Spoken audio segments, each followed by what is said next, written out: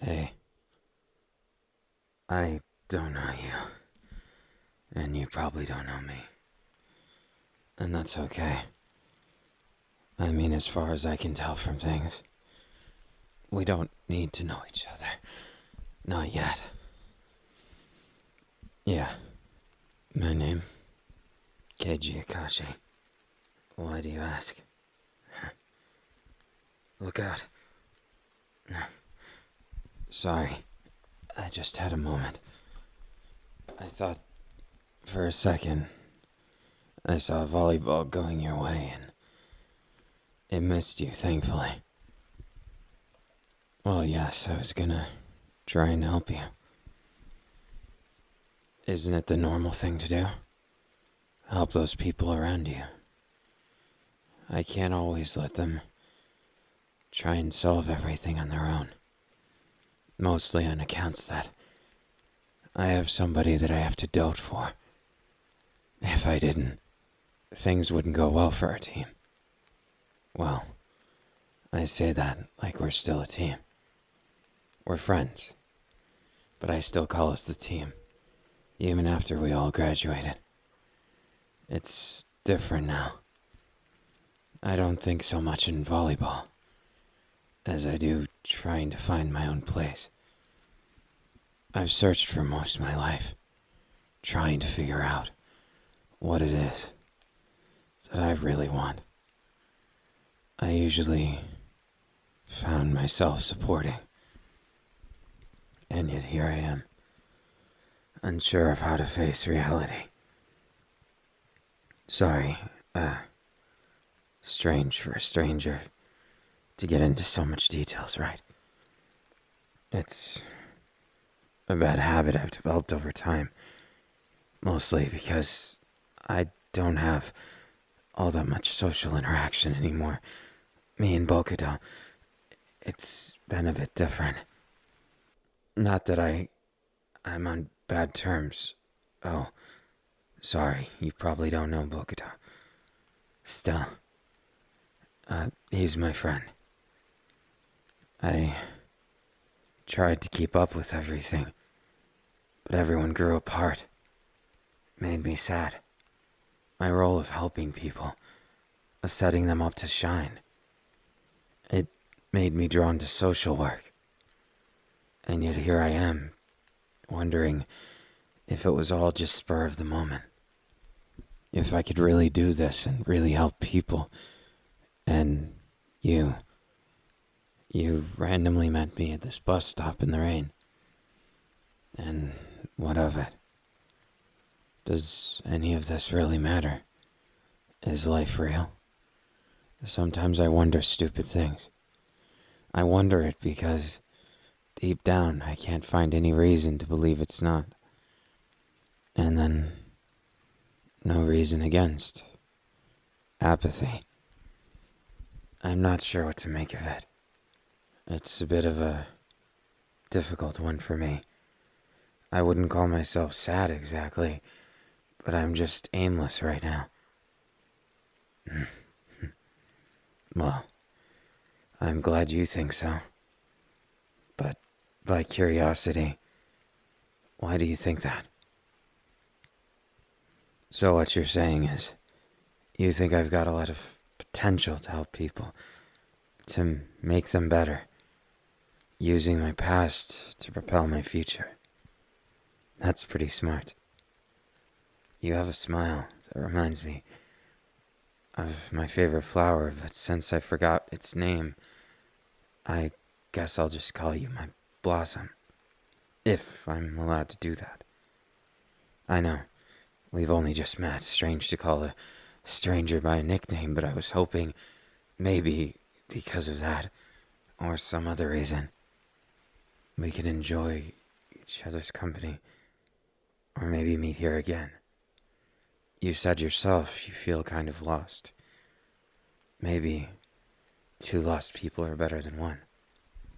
And if we're really going to be lost, isn't it more fun if it's an adventure? I'm not sure what I'm doing with myself, but maybe, just maybe, together it won't seem so empty. Hmm. I think life isn't meant to be that way. We're meant to have friends and things outside of ourselves, but I never resonated with that. It was always an excuse for me. There was a close group that I felt a lot of connection. The rest didn't, and I guess you give me the same feeling as the team did. They're still my team.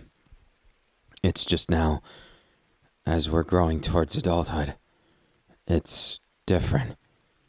I feel like sometimes I'm just empty. Not in a bad or good way, just like there's not that much to me.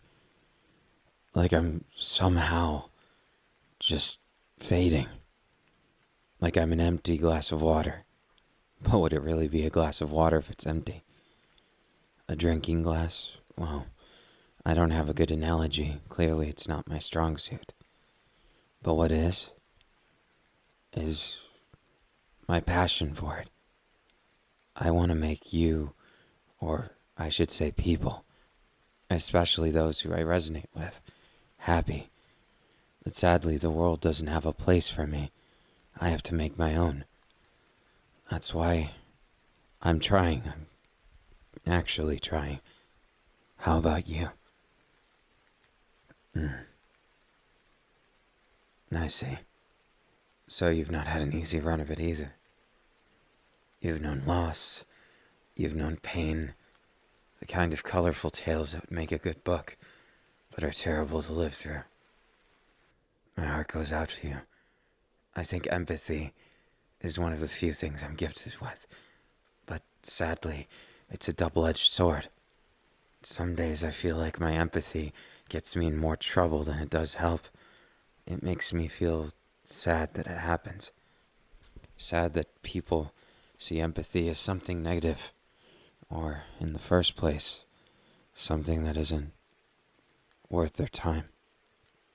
I want empathy and caring for one another to be more normal.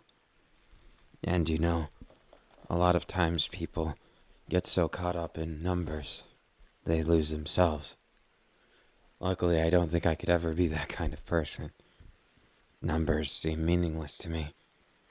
An ironic statement considering what I was to the team, holding it together like glue. Still doing so today. It's just, I don't view things like that. I did it out of empathy, out of passion. Anything less, it just wouldn't be true. It wouldn't be me. And I absolutely hate that. The feeling of it being anything but honest. Anything but true. Mostly because my past history with dealing in liars. I know I'm going on and on about this, and you can leave whenever you want.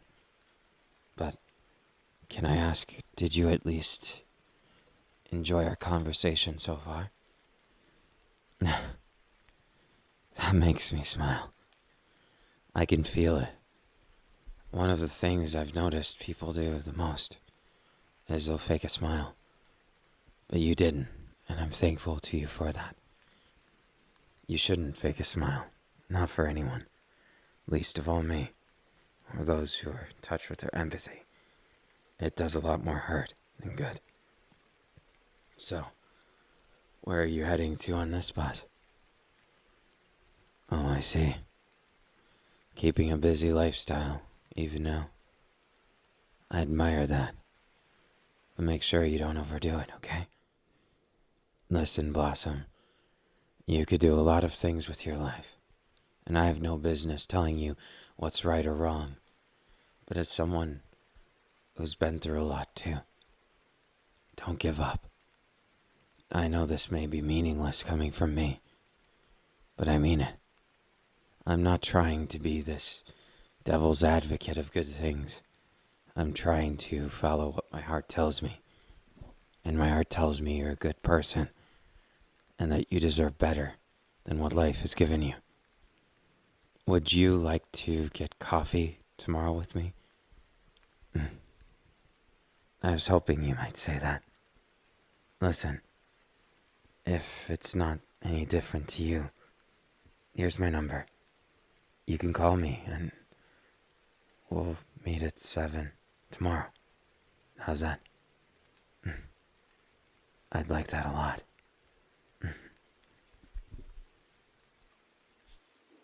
I see you're also prone to calling people nervous about the social encounter, huh? It's really no different for me. I was hoping you'd call, though I didn't know if you would or not. It's sort of like a wild card for me. This feeling, meeting someone new. Are you going to end up being someone I can trust? Or like the one that broke my trust? It's the risk of new social interactions. And as someone studying what I am, it's something I have to get over. So for risk of making myself look shameless, I have to admit to you something. Part of this is to learn. I wanted to put my teaching into reality. I wanted to meet someone and help them, but it's kind of funny. I feel like you've helped me more than I've helped you. That smile of yours, it's so honest. And I know you might fake it for others, but I'm grateful you didn't for me. You made it feel so true. And that makes me feel warm and happy.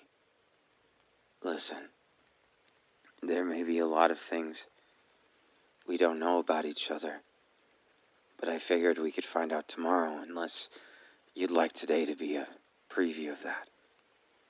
Maybe. I like you, Blossom. I hope that doesn't come across as invasive. I don't mean it that way. I don't know if I mean it that way yet. If I do, then maybe I don't even know it. Then again, some of the best things in life, they're mysteries, right? I want to uncover your mystery. Why don't you tell me more about you? Playing coy, huh? I don't blame you. I'm almost a complete stranger. You might have heard of me if you were following volleyball or other things, but you probably heard about Bokuto, not me.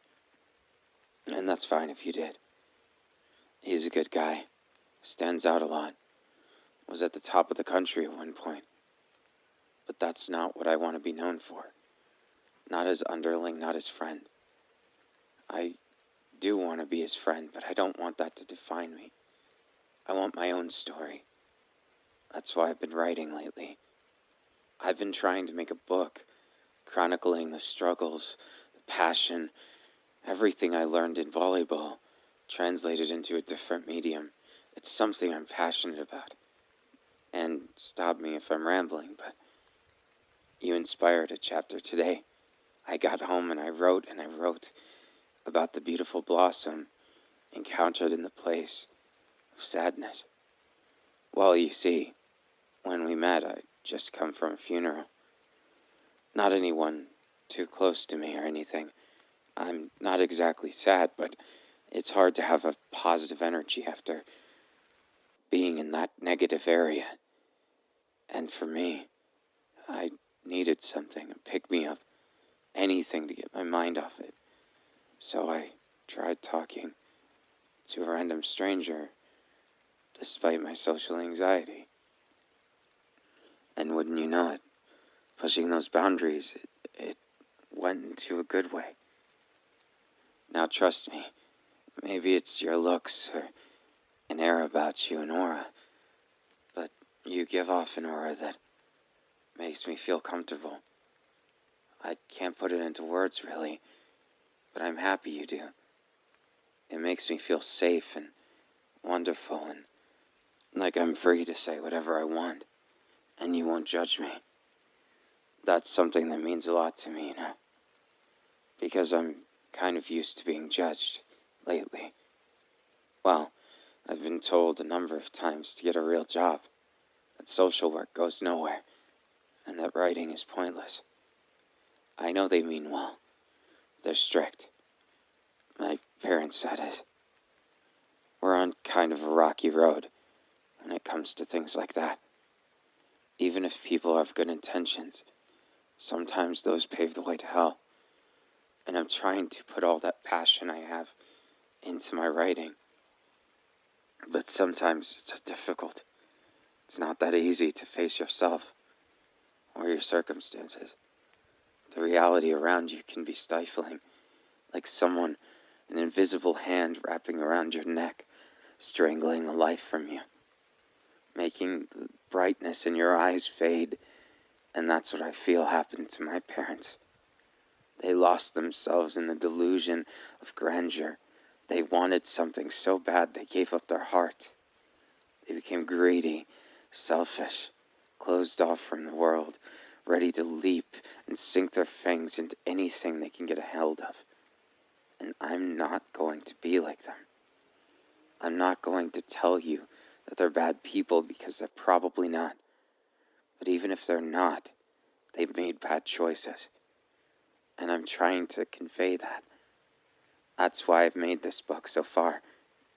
And it's appropriately named Life versus Anxiety, because I feel like I'm a byproduct of them, of my circumstances, of myself, looking myself in the mirror and facing that.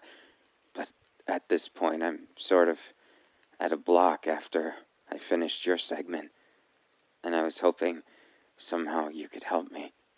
You see, I want to write a story that changes people's lives, that makes them smile and brings them together like my team once was.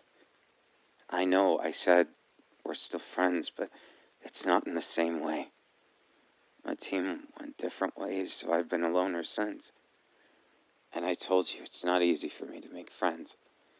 Between the social anxiety, between my apprehension, between getting hurt before, between the occupation of fighting with my parents, there's so much which I don't feel like I have a chance to do. But when I was with you, I felt like that lifted. And I know it's not right to put all that on one person, but would you perhaps want to be a part of this? We could make something together. This book could legitimately change the world. That's what I'm aiming for. I always did get told to aim big. It's just, when I did aim big, they didn't understand the direction. They didn't consider it legitimate enough. So it was a loaded advice, I guess. But I'm still thankful.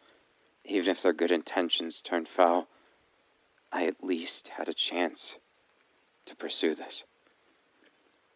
And that's why I think while I could hate them, while I could hold it against the people who did me wrong, I don't want to be that kind of person. You know, I was reading books the other day, and I read one on the philosophy of forgiveness. And I know it's not easy. There's a lot of people in the world that I don't think deserve it. But I also don't think we deserve to hold on to it, you know. Sorry, this is embarrassing. I rambled on and on about that, but you liked it. Are you sure? I just gave you some of my passion there.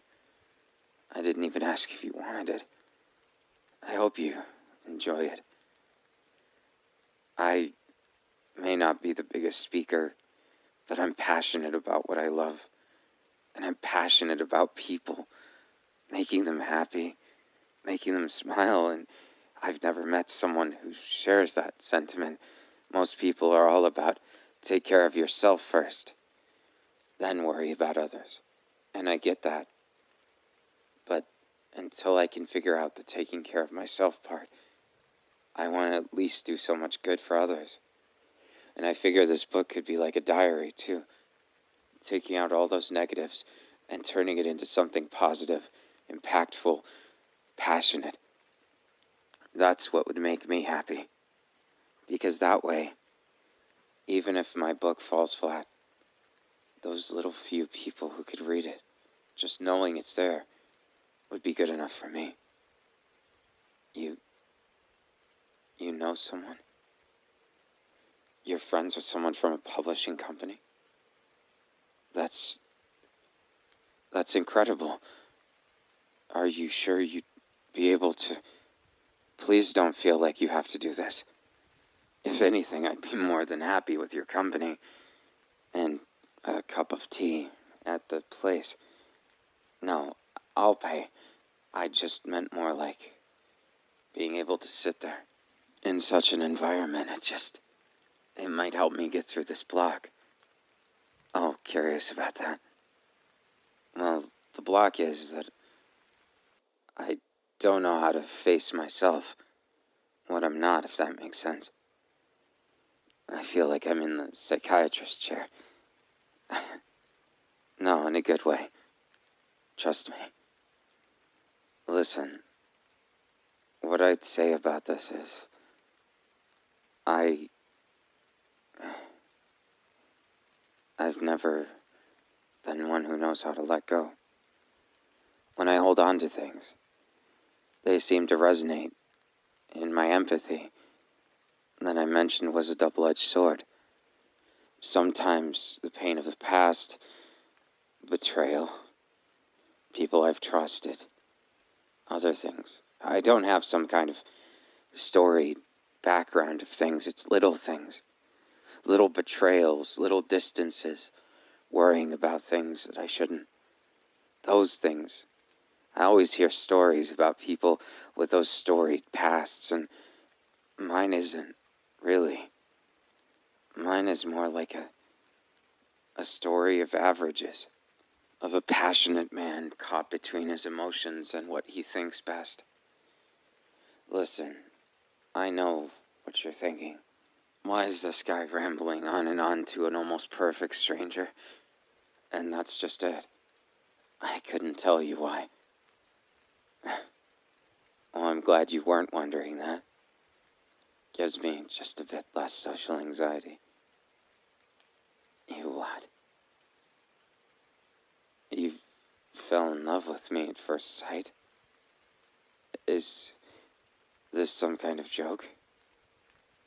No, there couldn't be. I don't know what to say. I'm definitely not used to this.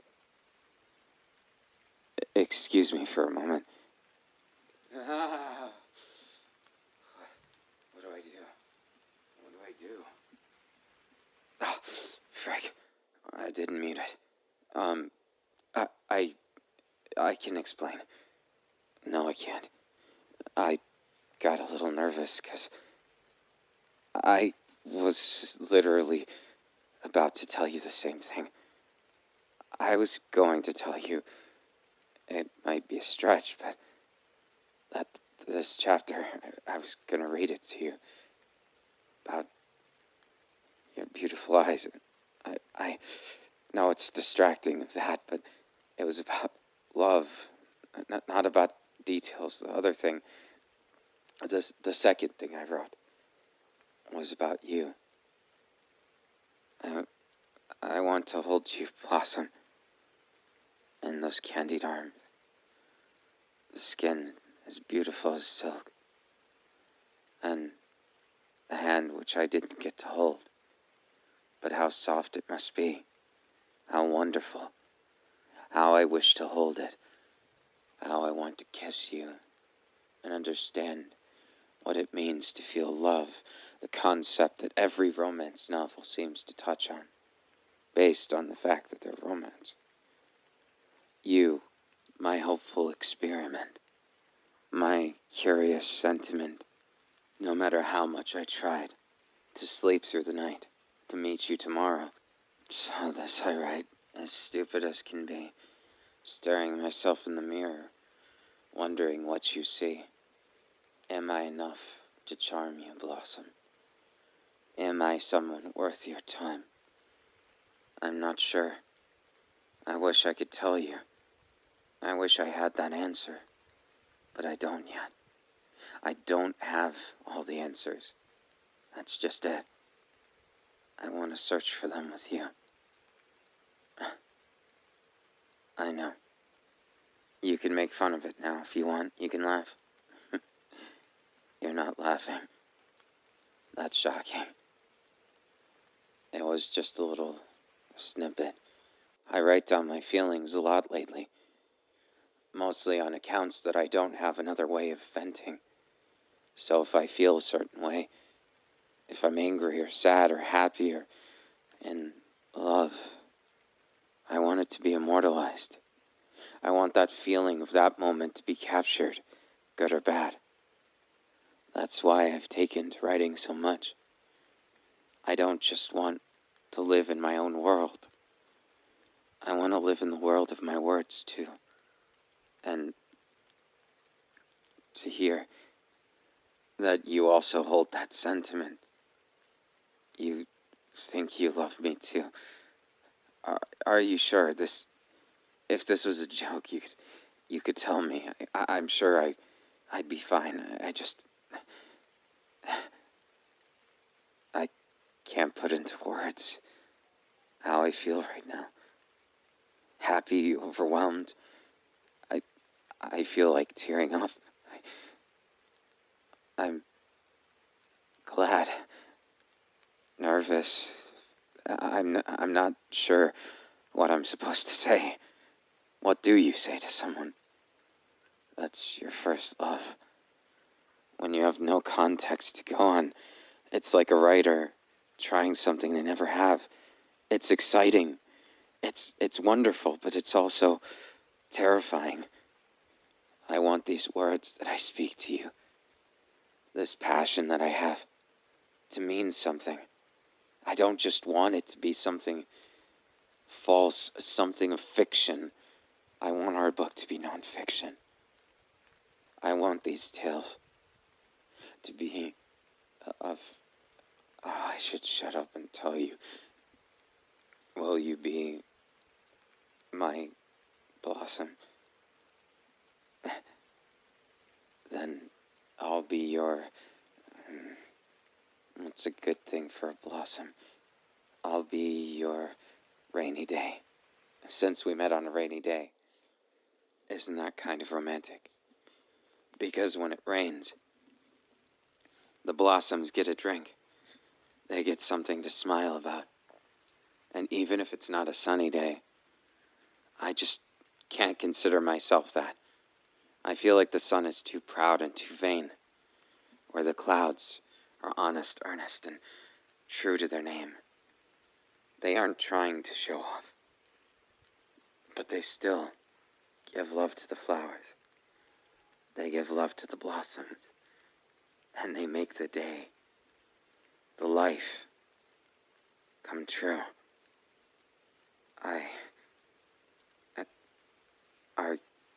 Are you okay? Yeah, I'm okay too. Just, my heart won't stop racing. I've never felt like this in my life. Never even thought I would. I'm happy. And also kind of...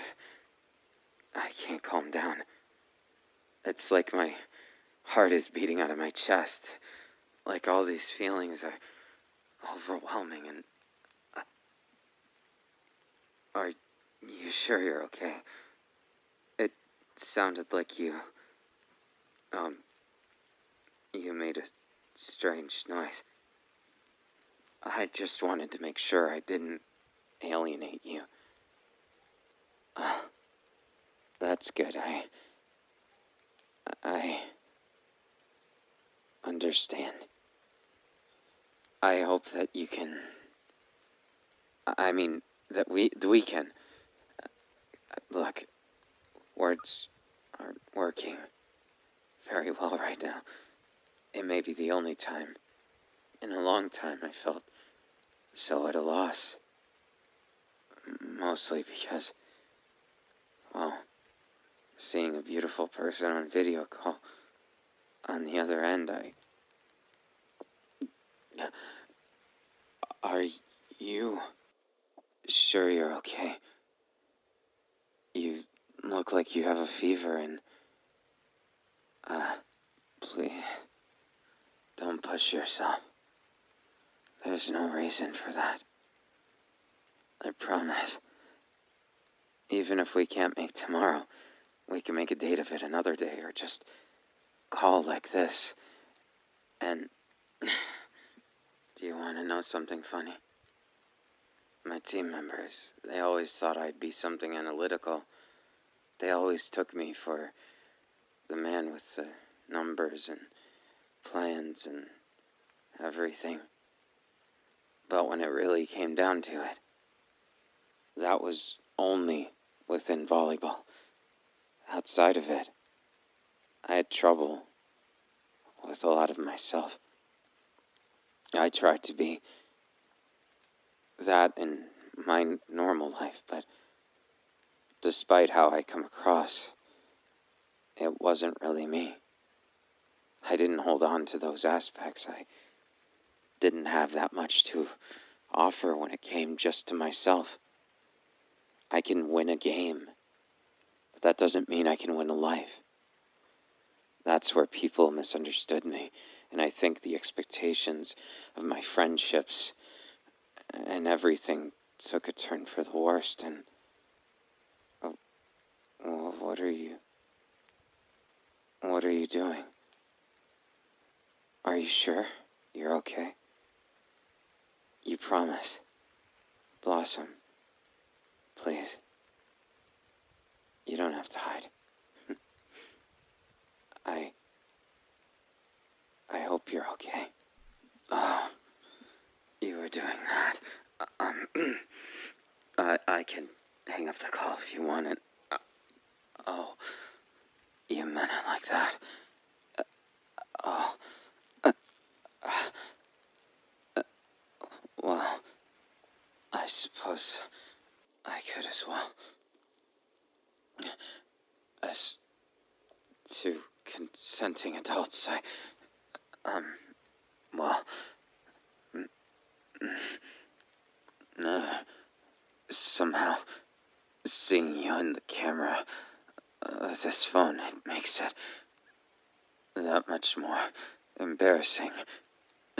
Knowing you can see me, darling. No, I didn't expect that.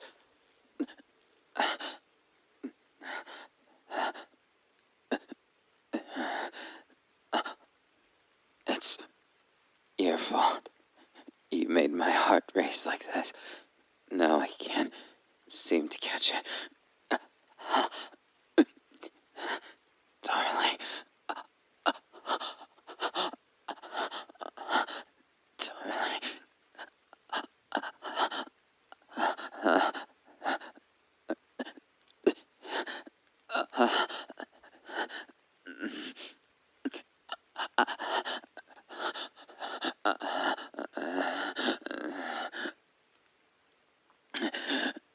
I'll be that raincloud that showers you with affection and love and passion, darling. Wait, is it okay to call you darling? I hope so.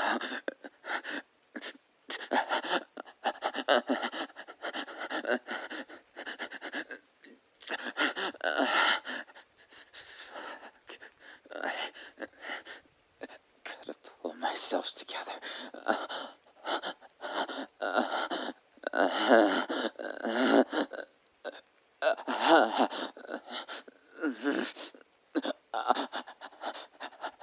Can you feel it? The embarrassment and excitement of us being together like this. You're so gorgeous. And the more I look at you, the more I feel attacked by that blossom. Darling, you made my heart race from the start.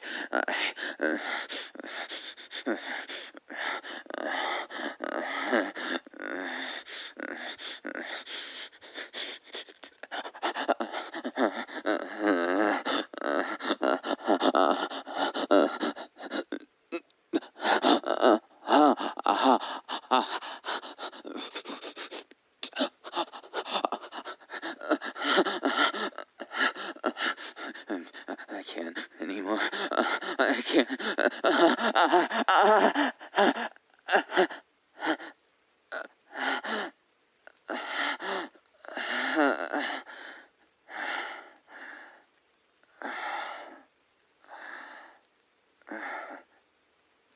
First time's for everything, right? And this is the best first time of really anything I've ever done. Well, in any case, I'm glad that you're alright. And I'm alright too. More than alright. I just met my first love. Had to have a passionate, beautiful conversation that you just so happened to feel the same on. A beautiful second meeting. And I can barely wait for tomorrow. I'm practically giddy with excitement. I didn't think I'd be this way, but I'm not gonna beat around the bush. The fact that I get to be meeting someone as beautiful, as wonderful as you, I can think of nothing in the world that you make me feel so much, and I'm sorry if I stepped over boundaries with calling you my darling. It wasn't meant to be taken the wrong way. It's just, in the heat of the moment, I thought calling you my darling fit. But Blossom also fits. And I think if you called me something like honey or Raincloud.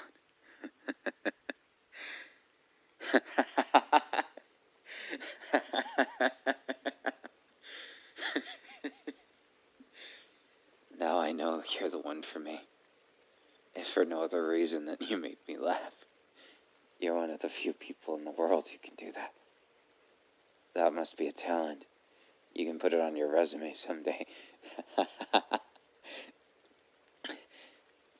I'm happy that I don't feel like I'm gonna lose anything anymore. I feel like this is a step in the right direction. And I feel like I might be able to finally finish my book. That I might be able to finally move forward in my life. And find things that I love even more than all this. Like you. I know it's too early to say ILY, but I figured I might as well be honest. I feel like I do. And I guess we'll know in a few days. Or a few weeks. Or a few years. I wouldn't mind if this goes on forever. And if you're okay with it too, then let's make something out of it. Let's smile because we want to, not because we have to. Let's keep ourselves happy, fulfilled, in a place where we can feel safe in each other's arms. I know it may sound needy, but I want to know what it feels like to hold your hand, to kiss you, to stare into your eyes. So, what I suggest is that from here, we talk all night since, obviously, both of us are too excited to sleep. Then, we enjoy all that talking, and we talk all the way to the coffee shop for our date tomorrow. And then, we talk all the time there. Talk on the way home. Get home and do it all over again.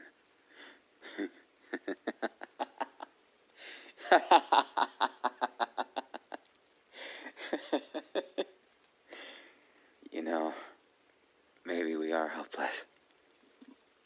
But I don't mind that. Not at all. If it's with you, then count me into the hopeless gang. Because I'd gladly take that hopelessness than a hope without you. You can't have blossoms without the rain, or the other way around. So, why don't we just talk about life, figure out Our deepest, darkest secrets. Get it all out of the way. The hard questions right here, right now. Spill the beans. I once ate liver, and I didn't like it. Pretty deep, I know. No. I was kidding. Probably my deepest, darkest secret is I had trouble with things when I was little. I tried to hurt someone I shouldn't have. I took out my anger in bad ways. Taught a life lesson, but I'm not proud of it. I could have seriously hurt them. I'm just glad I didn't. How about you? Don't worry. I accept all of you. And remember, you don't have to be there for a hug. To get the warmth, the feeling. It's just hugs are better in person. Here, have a distance hug. You're so cute. And attractive. Don't forget that. And I'm definitely falling in love with you.